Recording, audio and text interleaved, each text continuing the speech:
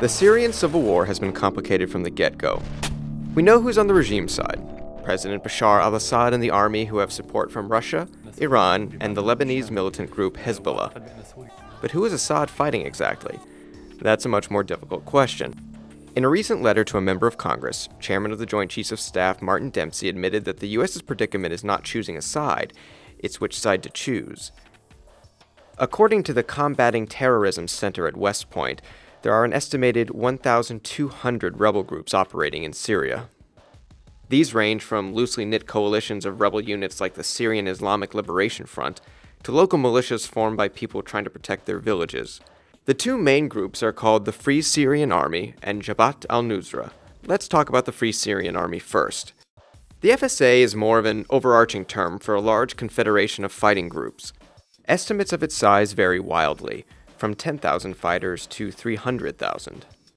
The closest thing the FSA has to a leadership command is called the Supreme Military Council, which was formed in December 2012 to try and organize the opposition movement and serve as a pipeline for weapons and supplies. On paper, the SMC is led by Brigadier General Salim Idris. Yes, the regime is killing the future of our country. We do not accept this. We will never accept this. If you're part of an independent militia, you can align your forces with the Free Syrian Army. But most rebel groups swear loyalty to their own commanders, not to the higher-end leaders like General Idris. The Free Syrian Army is a rebel group that the CIA said it would supply arms to, in an effort to topple the Assad government. But commanders say they haven't fully delivered on that promise. The US says the reason why is they don't want weapons falling into the wrong hands. The wrong hands would be Syria's other main rebel group, Jabhat al-Nusra, or the Nusra Front, which is fighting to create an Islamic State.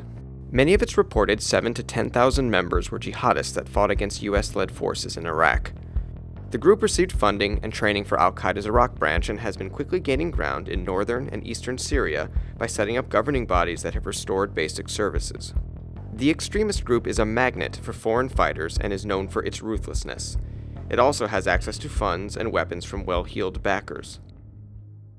All of these groups, from the moderates to the extremists, are now vying for control. This is part of the Obama administration's dilemma. If Assad is toppled, which rebels will fill the vacuum? For the Wall Street Journal, this is Marshall Crook in New York.